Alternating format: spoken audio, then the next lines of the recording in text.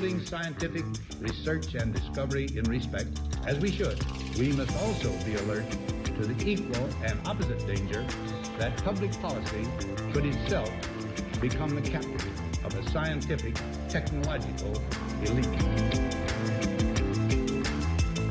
We've signed a climate convention on the importance of economic instruments and free markets. Were included in this mammoth Agenda 21 document and the Rio Declaration. Let me be clear on one fundamental point. The United States fully intends to be the world's preeminent leader in protecting the global environment. Coming up, Technocracy News.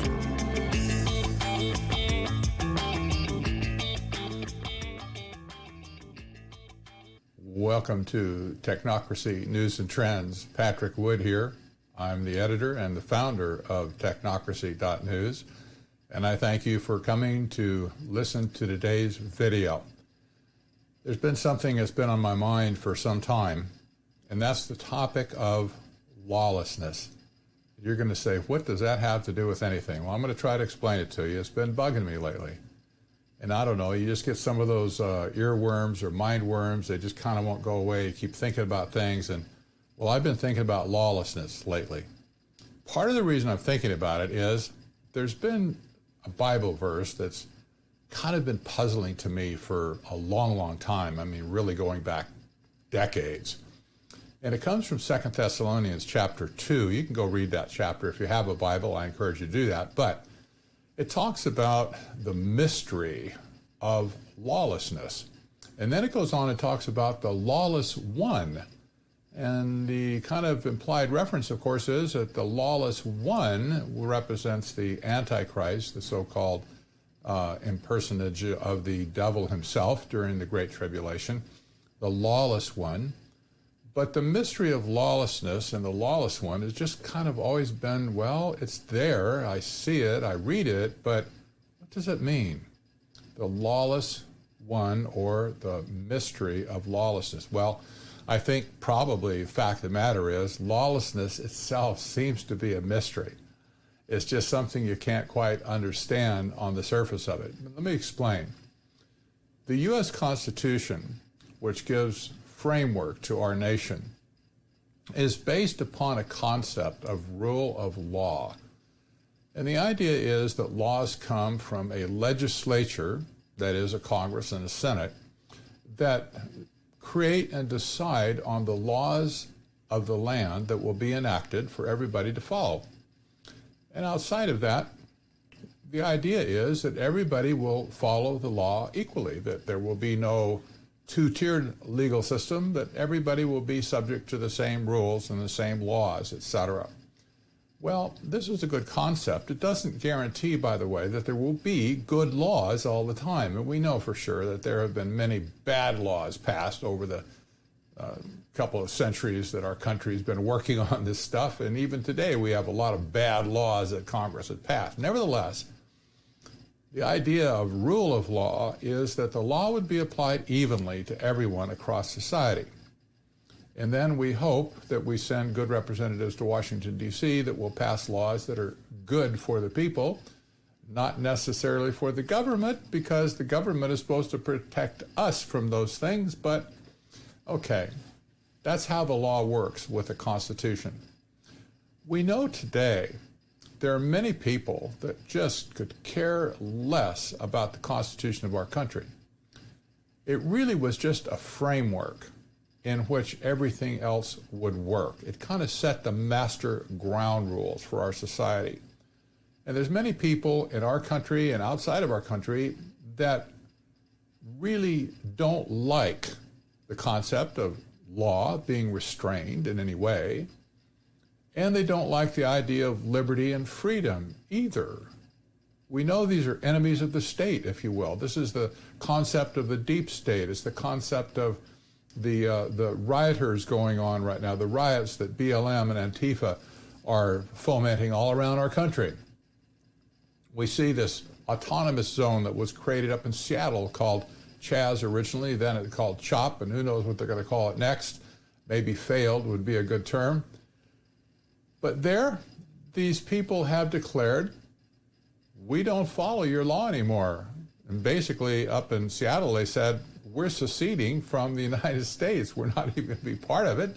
We're going to have our own law. So in one sense, as far as the United States is concerned, they became lawless. They said, we're not following your law anymore. We will have our own law.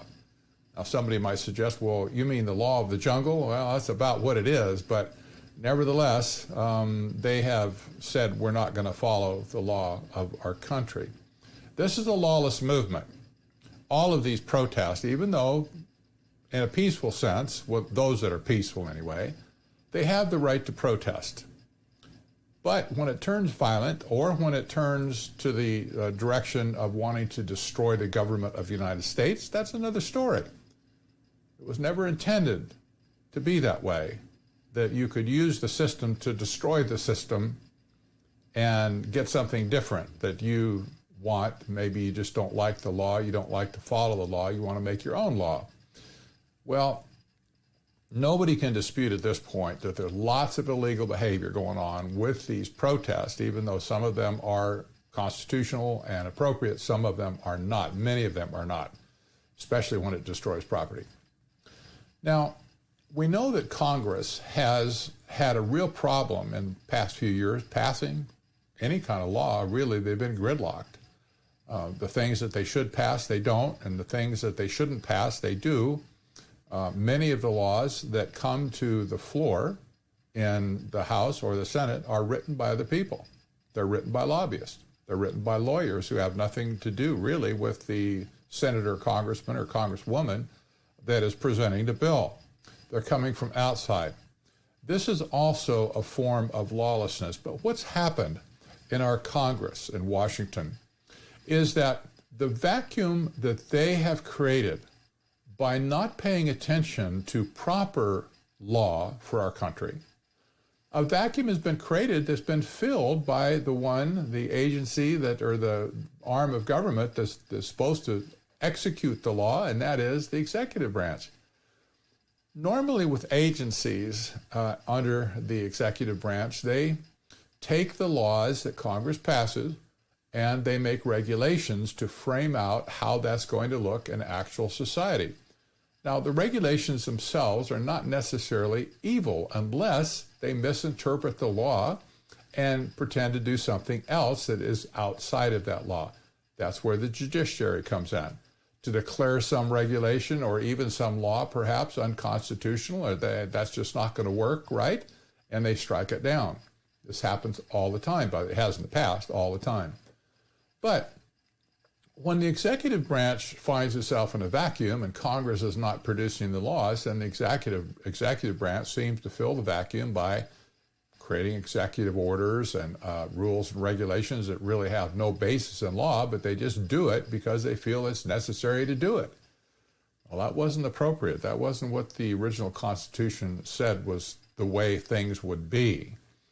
So we have a system of growing lawlessness in our country, even within our current government, the way the system works. I'm not pointing the finger directly at anybody at this point.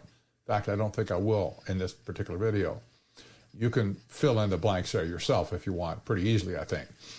But the idea that our own government is growing more and more lawless, in other words, operating outside of the law and outside of the Constitution that's supposed to protect us from aberrant law, we see the trickle-down effect taking place. There's an old, I think it's a Danish proverb that says something like, the fish stinks from the head down. And indeed it does. The trickle down that we see coming out of Washington and the whole bureaucracy that's supposed to govern our country, we see this trickling down to the states. Governors and even mayors, county supervisors and so on figure, well, if there's lawlessness at the federal level, then I guess we'll just have to do what's right down here at the local level and we'll make our own mind up on what to do. So we've seen all of these draconian executive orders being written and created by governors that have called for lockdown, call for everybody to wear a face mask, call for everybody to practice social distancing and things like that. There is no law behind these things. This is the problem. There has been no statute at the federal level, and certainly none at the state level either, where legislatures have gotten together and said, yes, we're going to create a law that everybody has to wear a face mask. Just hasn't happened. And yet that has not stopped governors and mayors and county supervisors and so on from just creating this out of thin air. Well, it used to be originally that we all followed the same laws that were made publicly visible. Everybody could discover what those laws were. And then we were graduated to kind of following the regulations. So we assumed that the regulations would be okay because there's law behind them, and then said, okay, so the government says you have to follow these regulations or you'll be fined or you'll be put in prison or whatever if you don't follow these regulations. That's okay up to a point. But if you test those things and find out there really is no law behind it, then you have a problem. Well, now there's a new thing. There's a new layer on top of regulations and on top of law, and that's guidelines. Where the heck did guidelines come from? Guidelines are not laws. Most of the guidelines that we're laboring under right now came from organizations like the World Health Organization, which is the United Nations, and the CDC, or other health-related organizations in America. Guidelines are something somebody just simply thought up in a back room or a conference room where they had a consensus meeting or something. What are some guidelines we can make for the people? And once those guidelines are made, the list is made, is put at the top of it, guidelines for, and then fill in the blank, wearing face masks, preventing disease or whatever. And let's just hand those guidelines out to the governors and to the mayors and to the county supervisors and say, these are our guidelines. Of course, they say that, well, they're all voluntary, but then when they turn around and execute EOs saying you must follow the guidelines, there's no law here. There's not even a regulation here. It's guidelines. This is so patently wrong, there's only one word I can use to describe it: lawlessness. There is no law behind the practices that government is forcing down our throat. Now, I know a lot of people are probably going to get upset with me saying that, but you know what? At this point, I don't care. I know the history of our country, at least a little bit about it, and I know the way things are supposed to work. And this is the way they're supposed to work. Laws, perhaps, give birth to regulations, which everybody can see is published and so on, made public, and then everybody follows that. And if somebody breaks it, well, they get a penalty, but everybody gets the penalty equally. The law is applied equally across all of society. Today, guidelines have taken the place of law. And this is lawlessness. It means the absence of law. This is amazing that governors can mandate things like the wearing of face masks and social distancing, and it's not backed by any law whatsoever. The science behind these things that they're hiding behind is absolute pseudoscience. There's no real science behind it. In fact, the scientists and scholars that have written papers proving, for instance, that face masks are useless as far as preventing or spreading a virus, they're censored to death. I just wrote a paper a couple of weeks ago about censorship and pseudoscience. This is the way technocrats work. They float an idea, they float some kind of a concept using pseudoscience, and when real scientists say, hey, wait a minute here, you didn't calculate that right, or where's your data? We want to see the data that you're referring to here. You need to share that with us so we can verify what you said is true. Well, a real scientist would say, no problem, man. Here's my data, here's my algorithms, here's everything. And that's what you get into the peer review process, you know, where everybody can look at it and replicate your results and say, yep, he read the data right. And this is a good conclusion. And you get a bunch of people that say, yep, everything checks out here. That's cool for science, for real science. Pseudoscience people just won't go for that. No, they will censor, they will shame, They will cancel, if you will, the cancel culture. They will cancel anybody that bucks their narrative. And this is happening all over the place with this pseudoscience versus real science. There have been many people, many excellent scholars who have raised an alarm over the face mask, social distancing, contact tracing, etc. They are simply swept off the carpet altogether. People are calling them idiots. In fact, you'll get a kick out of this. The article that Dr. Russell Blaylock wrote for Technocracy News dealing with face masks. I had an MD or a PhD rather write me a rather nasty, blunt email and called Russell Blaylock an idiot, and that he's going to be responsible for the death of many people because of the article he wrote. That's a scientific debate today? I'm sorry. You just can't call somebody an idiot or a jerk or a moron or whatever. But that's shaming. It's bullying. I think of all the rhetoric that's been given in the last few years about bullying in schools and stuff. Organizations were started to clamp down on bullying and don't bully your desk mate or somebody sitting next to you or whatever. Well, this has just gone through society now like a wildfire, and everybody wants to bully everybody else. This is lawlessness. There's not even any discussion anymore. It's what people believe. You see, if one person believes that Dr. Blaylock is an idiot, he's got no reason to believe that. But if he thinks he has the right to harm the reputation of somebody like Russell Blaylock, he's an eminent neurosurgeon, retired now, but he had a great, brilliant career. If somebody just wants to slander him and blaspheme him or whatever, call him names and try and discredit his science career and life work, that's not right. That's lawlessness. A person that does that all of a sudden has decided that they're above the law and that they will act in any darn way they please. That's very dangerous to society, isn't it? We see this working its way all the way through society, and it's not a good thing.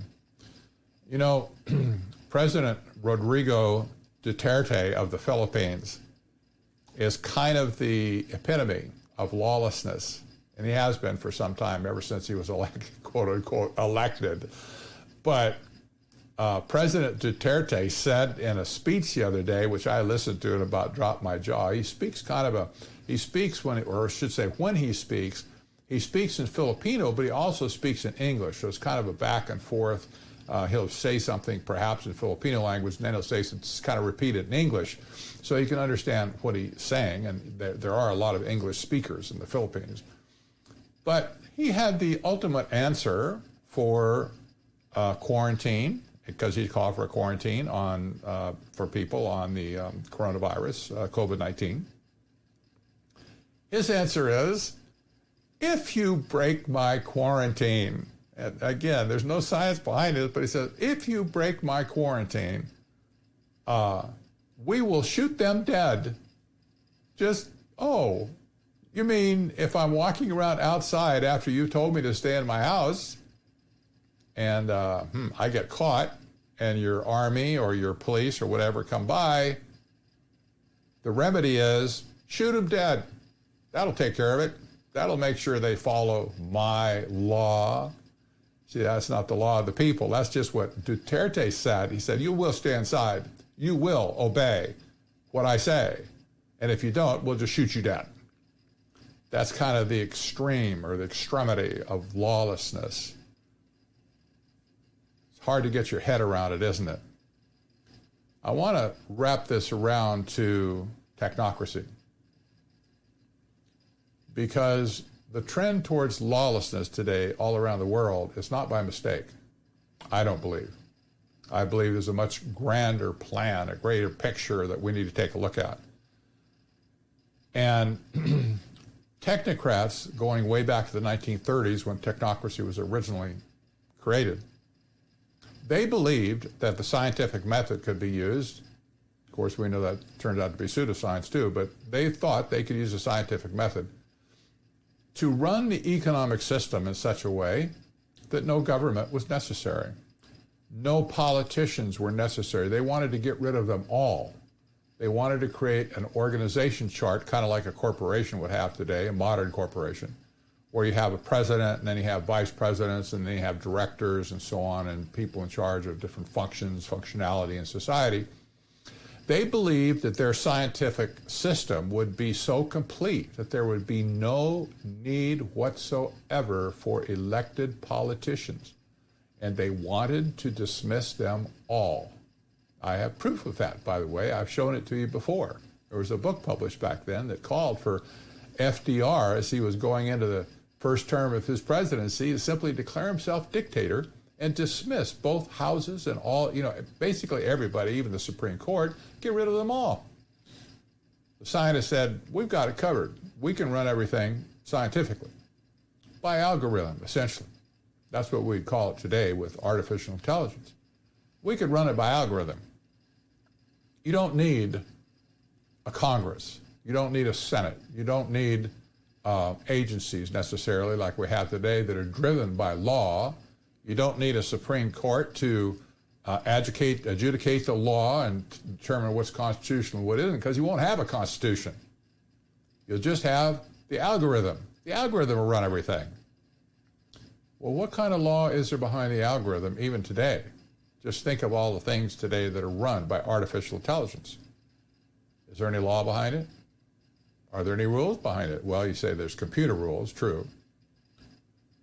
But the artificial intelligence is growing so rapidly around the world is essentially one big, giant, lawless system because they don't want anything to do with law.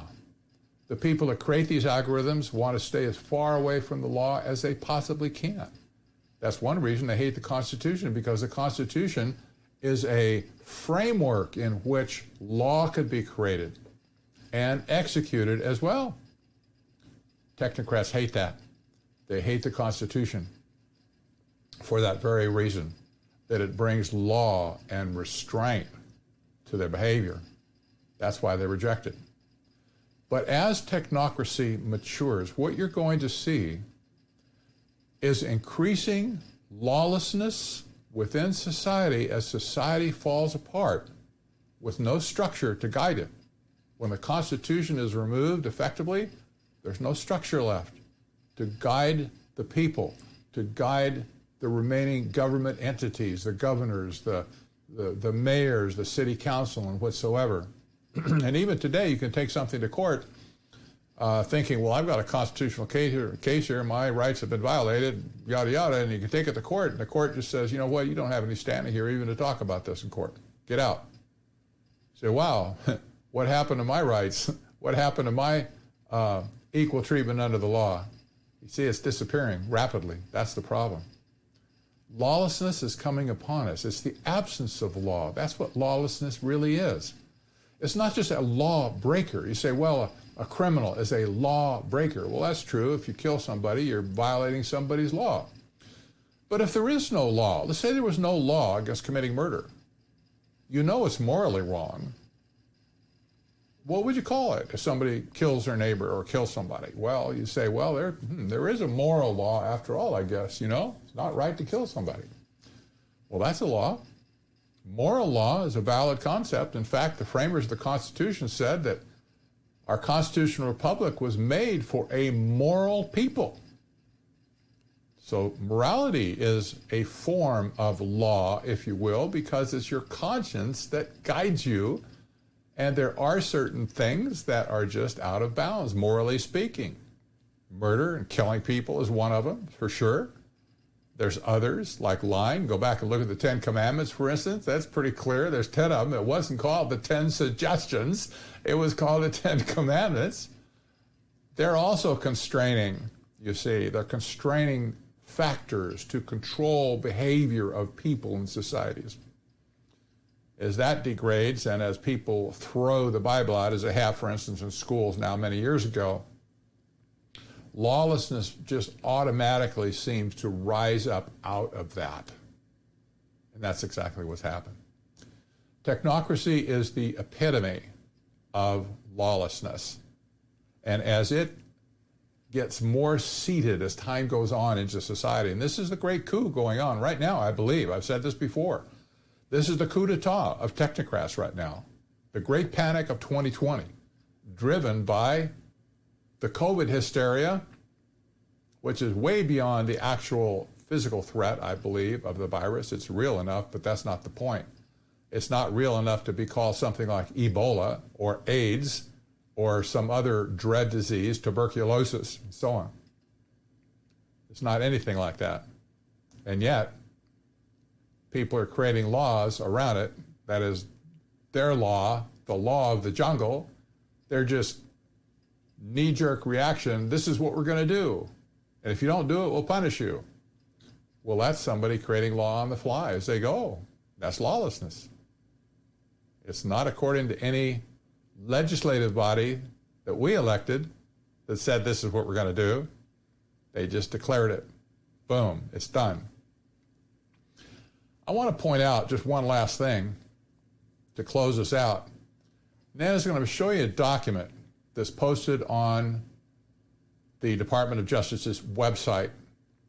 And this document was written for a court. It's called a statement of interest. There was a lawsuit lodged by Temple Baptist Church against the city of Greenville, South Carolina. The case was detailed. I won't go into it because the legal perspective of it doesn't matter. But suffice it to say that the Temple Baptist Church was taken after the city of Greenville for having violated its constitutional rights with pandemic proclamations. They said, this outside the law, what you're doing is not legal, and you're not allowed to do it. Well, the Department of Justice weighed in on this. They created a statement of interest in support of the plaintiffs. That would be Temple Baptist Church. And they submitted this document to the court. That was the United States District Court, by the way, for the Northern District of Mississippi. They submitted this brief to the court. That's a legal procedure. They're actually allowed to do that. It's a good thing. And I'm going to scroll down and show you what they say, what the Department of Justice said in this letter. And here's what they have said. There is no pandemic exception, however, to the fundamental liberties the Constitution safeguards. Indeed, individual rights secured by the Constitution do not disappear during a public health crisis. And it goes on and says, these individual rights, including the protections in the Bill of Rights, that's the First Amendment, Second Amendment, so on, made applicable to the states through the 14th Amendment, are always in force and restrain the government action. This is the spirit and nature of a true legal system like what America used to have. The Department of Justice is reaffirming this right now, that yes, the Constitution and the Bill of Rights, etc., are there to restrain government action. But has it restrained government action? No, it has not. That's one reason that they're writing this brief. And they go on to talk about, well, the government does have some opportunity during a health crisis to do this, that, and another, but not if it's a bogus health crisis in the first place. This is the problem. If the science isn't there, and it turns out that it basically was just kind of a made-up panic, then all of these actions across our country will be declared unconstitutional, illegal, and lawless. However, will all these people ever be held accountable for their actions? No, they won't.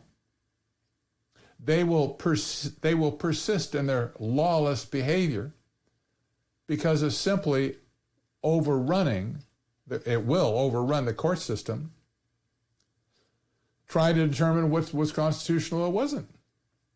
But a little bit further down, it says, nevertheless, the Supreme Court has instructed courts to intervene. This is the clause here. If a statute purporting to have been enacted to protect the public health, the public morals, or the public safety has no real or substantial relation to those objects, or is beyond all question a plain, palpable invasion of rights secured by the fundamental law. So the idea here, the concept is, if they are out of bounds, the court must consider this brief. I read this, and I'm thinking to myself, what happened to America? What happened to people in America giving some type of reverence to the Constitution and the law in America? They have moved outside the box, outside the barrier. They're living in a country that has real estate. Maybe they own a house or rent an apartment. It doesn't matter. Maybe they live in a tent and they're homeless. Those people that live here in America, that call themselves Americans, who do not believe or have any regard for the law or for the Constitution, they're really not living in America. They're really not, because they have decided that they're not going to be held accountable to the compact that American citizens have as a people and to the government, surrounded by the Constitution and by the rule of law. It's no, I don't want that. I'm living outside of that. You see, anybody that comes to that conclusion, I don't care who you are, top to bottom, anybody that comes to that conclusion is just as lawless as the people who took over and created the autonomous zone in Seattle, Washington. That's Chaz, Chop, Chew, whatever it's going to be called. You see, they're just as lawless. They're standing on American soil. But up here, the horses left the barn a long time ago. This is lawlessness. That's really kind of all I have to say about it. This has been on my mind for some time now. What does this mean? America is becoming a lawless nation.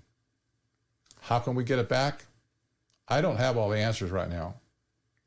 It seems to be a problem that's so huge that it just defies solution.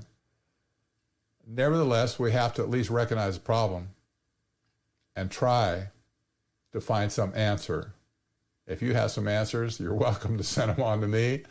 I don't know who else, send them on to your, elected representatives and stuff. Every time we send somebody new to Washington or to our own state houses and stuff, or to the governorship, you have to wonder, they may be really good guys going in. They may be real constitutional stalwarts. They may be really in favor of the rule of law in America. The statue with the balances on it, that everybody gets treated equally. But when they get into office, when they get into the political body, or the body politic as it's called, and all of a sudden they're surrounded by lawlessness, even though it pretends to be the law, when they're surrounded by lawlessness, this mental anarchy starts, where all of a sudden it's so easy for them to get compromised and caught up in that system that is a lawless system. We have a lot to restore in America for sure. I think our law is one of them. We need to resist the concept of lawlessness and call it what it is. Lawless, and it's wrong, and it needs to stop. If we want to have a country, now maybe we'll all decide, I don't want a country anymore. Don't want any silly old constitution, don't want none of this stuff. Maybe you just want to go back and live like the old Wild West. You remember the Wild West? All the cowboy movies and stuff talked about it.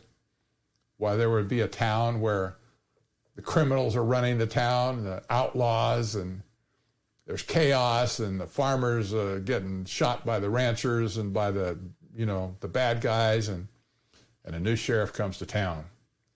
Sheriff's going to come to town and restore law and order to that outpost in the Wild West. And there were some places that were pretty wild. And the law did come. And the law calmed the illegal activity down, eliminated it in some cases, and life got very, very good for the people in those towns. And those towns turned into states, and for a time, life was good as long as everybody understood the law and followed the law and didn't break the law wantonly and didn't do things that just desecrated the law. Life was good. Life could be good in America again, but not without a restoration of the law, and that starts up here in the mind and in the heart as well. I'm Patrick Wood for Technocracy News and Trends. I thank you for listening today. Listen, if you're on YouTube, please do me a favor and give it a thumbs up and subscribe to the channel. That's a good thing. Let other people know that there's something of value here. And if you like the audio version only of this podcast, you can find it at technocracy.studio. That's my Podbean account where I simply take the audio off this and put it over there. And if you haven't yet joined the mailing list, you can do that on technocracy.news. If you have a mind to leave a tip or to leave some financial support, you can do that at our Patreon account, patreon.com/technocracy. And any amount of some type of a monthly contribution is very encouraging to me and also helps us pay the bills. We have no advertising whatsoever on technocracy.news. That is on purpose. That's my choice. I don't like pop-up ads, slide-in ads, invisible ads that just jump at you with whatever. I don't like all that stuff. I just don't want it. I want to give you the content. I want you to read the content on technocracy.news. So we don't have any ads. We get no money from, no revenue whatsoever from ads. So if you want to support the work here, Technocracy News and Trends, you can do that by going to patreon.com/technocracy. And leave a couple of bucks a month support for us. It just sends a message, too, that, yep, there's people out there around America, around the world, that see what we're saying here. The clear and present danger to the world right now is not socialism, communism, or Marxism, or fascism. It is technocracy. We'll see you next week.